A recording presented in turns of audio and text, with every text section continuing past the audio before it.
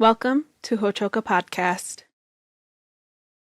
What is a buffalo harvest, and what is the significance of the buffalo to the Lakota people?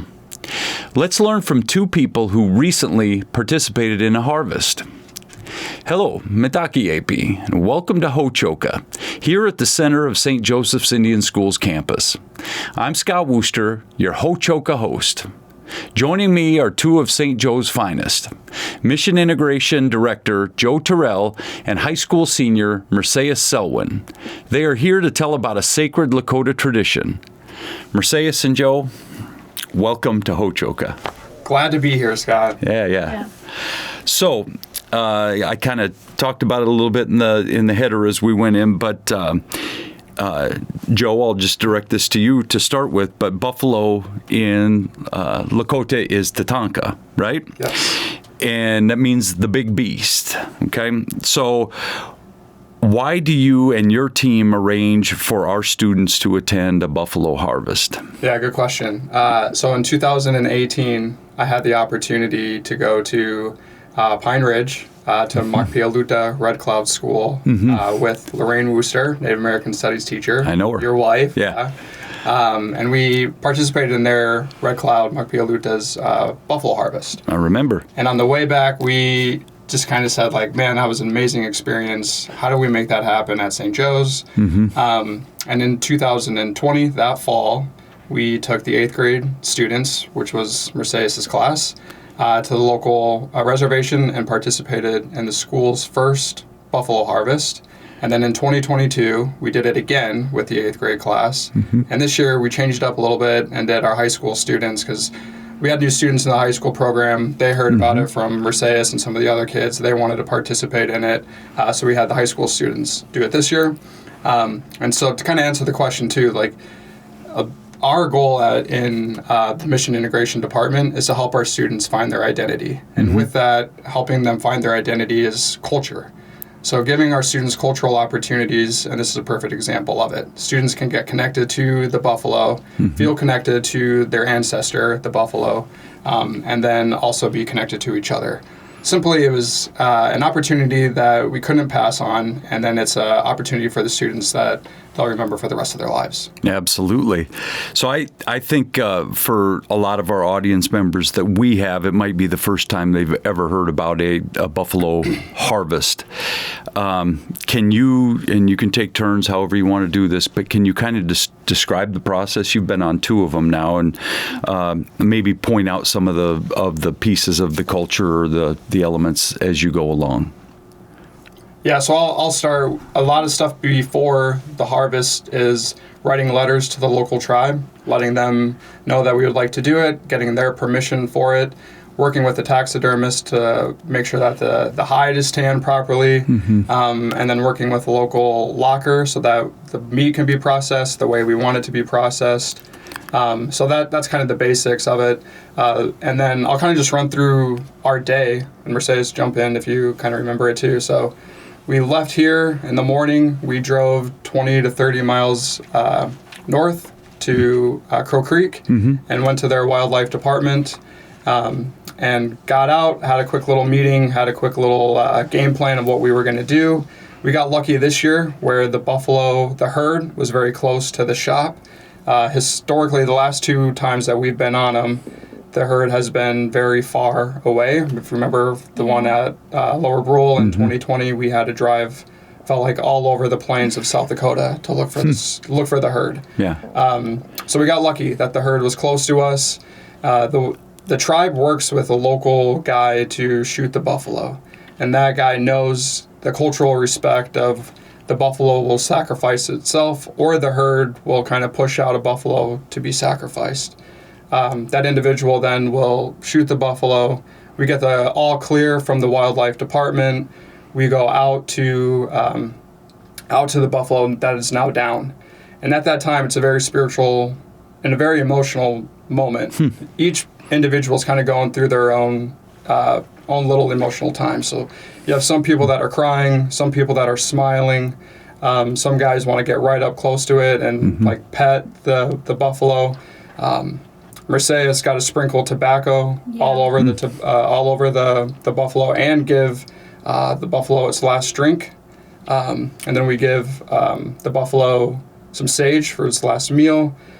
Purification, a lot of sage is being used. We circle up, a lot of prayers are being said. And then there's some prayer songs being sung as well. For a student and as a Lakota, Dakota, Nakota tribal member, what does that mean for you? What's that experience like for you? The experience was very spiritual. Mm-hmm. It was very nice to be there, not once but twice. Mm-hmm. It's not something that you see every day, so Right. it was very nice to like just be there and especially participate in the buffalo hunt. Yep. I loved the first one and I loved the second one, especially since I participated in it. Yep.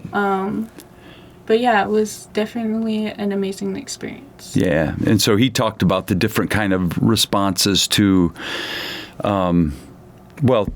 two things. One, the death of the buffalo, which is also a sacrifice of the Tatanka Oyate for the people. How did it make you feel to be around that? It definitely made me a little sad, but you know, the buffalo gave its life up for its herd, you know, and for our people. So it was very sad, but at the same time, we all as a group felt very appreciative of the buffalo. Yeah. And there was some people crying. I had a little teary-eyed. So the buffalo gives itself, obviously, through death, and you get to be a part of that experience. Yeah. But the buffalo, every part of the buffalo goes to the people so that they can live, and that was always the way it was done. So can you talk a little bit about that? So yeah, the buffalo, every part of the buffalo was used. It still is till this day. None of it goes to waste. So the skull would be used in ceremonies. The bones would be used for tools. The bladder would be used as a cooking pot. Okay. Yep. The buckskin could be used for multiple different things, as a rug, as a blanket, you know, to lay on, multiple things. Yep. And Joe, do you have anything you want to add to that? Yeah, so then for what we do at St. Joe's, we try and incorporate all of the buffalo back to like what Mercedes was saying, very historical, but bring it into a modern term. So all of the meat gets processed, and then the homes can use it for ground meat and make whatever they want with it. So first grade all the way up to the seniors feel connected to it. Then in the spring, we have parent-teacher conference, and we make that meat into stew meat, so then the parents can participate in it as well. And then we make a handful of it into jerky. So then our students, when they go on the cultural trip, the 7th grade cultural trip, and the junior and senior spiritual retreat, they can eat it too. So while they're hiking Bear Butte, while they're hiking Black Elk Peak, they can take a bite of that buffalo. So it's a really cool experience for our students to always feel connected, and specifically for the families too, to feel like they're connected to the buffalo. The hide we use for ceremonies. The hide from 2022 is now in the Equine Therapy Center. This year, 2024, everything was going to be given to the rec center. So the hide will be given to the new rec center, and the skull will be mounted. So when you come into the rec center, it'll be mounted on the wall. So for our students, as they come into the rec center, as they go into the Equine Therapy Center, when they're in Mass, when they're in the Native American Studies Room, they're constantly seeing a buffalo, whether it's the skull or the hide, and feeling connected to those specific years. Joe, so Mercedes mentioned the skull briefly, that it was used. You mentioned a place you might find it on campus, but it's such a broad, it's used so broadly. Here, definitely here on campus. Can you talk a little bit more about that too? Yeah, so the skull is very spiritual. It's not, used for decoration. It has a meaning. It has a purpose. It's used at the altar outside of the sweat lodge. We do a really cool thing at Our Lady of the Sioux Chapel where we connect the skull and the hide in connection with the altar, which is in connection with the tabernacle which is in connection with the tapestry, which is titled Indian Christ. So it's this imaginary parallel line of just all the sacrifice of love. And so it's a reminder for our students of who Christ is, how it's connected to the buffalo. It's also for our students to see culture in a Catholic church too. So it's just a really cool parallel line, imaginary line, where students can see sacrifice of love. So the parallel then is Christ giving his life for the people, right, through his passion. The buffalo is the same thing. It's offering itself for the love of everybody. It's offering itself, meat, bones, hide, everything, to be used for the people in love for the people. And what an example for the rest of us too, is that gift of generosity and what we can do for each other. I like that. So what an amazing experience, but what else would you want to tell us about it, Mercedes? What else is on your mind about the entire experience? So the entire buffalo hunt is something that everybody should take advantage of at St. Joe's. I'm glad that I got to take advantage of it for 2 years. And it's just, I am very thankful for everybody who put it together, for Joe, for, other people who weren't there that put it together.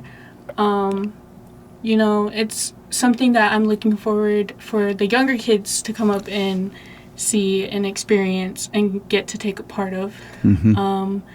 So yeah, it was just an amazing experience, and I hope everybody gets to participate in it. And I do too, because I think those experiences off campus can be such teaching moments. And I know you'll take something with this.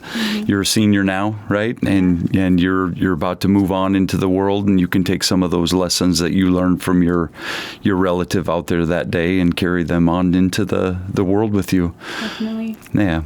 So I'm glad you got to experience that, Joe. I'm glad you and Lorraine are a part of that, and you're trying to make that happen every single year. It's those kind of experiences, I think, that are what make this school just a little bit different than some other schools, and I'm glad you got to be a part of it. And thank you for sharing here at Ho-Choka and being a part of this. And also thank you to our audience for joining us here at Ho-Choka at the Center of St. Joseph's Indian School, where we talk about issues that are central to Native American education today. Until next time, stay centered.